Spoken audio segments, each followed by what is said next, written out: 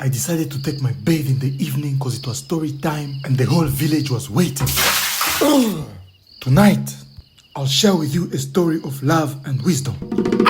This, my friends, is a story of how our village lost its only wise man, Vuvu. The morning started like any other. The village men were going to work and Vuvu, the wisest man in the village, was under his favorite mango tree getting his weekly haircut by Chief Mzee Safro.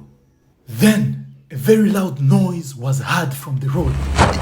A big car was broken in the village and all the men were wondering what was going on. But everyone was wise enough to mind his business until the driver's door opened. A young woman stepped out. Her beauty was like nothing the village had ever seen. The whole village froze. Even the goats stopped chewing and stared.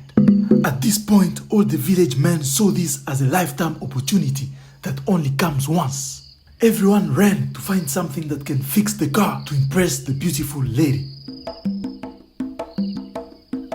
First to arrive was Malume with his old spade over his shoulders. Then Mzee Mwanzia, the former village chief, came with his broom and said, "Sometimes all it needs is a clean start. This car clearly needs a clean sweep."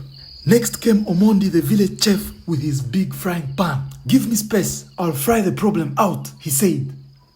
As everyone tried and failed, Vuvu, the wise man, was calmly watching the chaos while getting his haircut.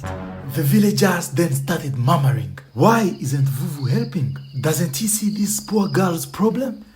And when the young woman looked at Vuvu with her pleading eyes, he couldn't resist. He stood up and dusted himself off, and he grabbed my slingshot and the stone and ran towards the car. At this point, everyone kept quiet and looked at Vuvu, the pillar of the village wisdom. He grabbed his stone and hit it on the engine and asked the lady to turn on her car.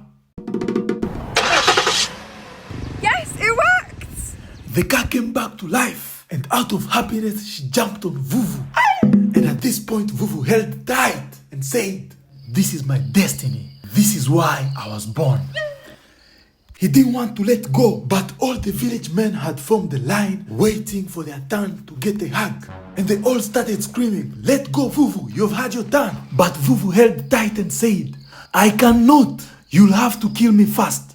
This is destiny." Everyone grew impatient and started pulling Vuvu off. And he said, "Mark my words, you'll all regret this. If you cannot let me dream in peace, I'll leave this village for good." No one took his words serious.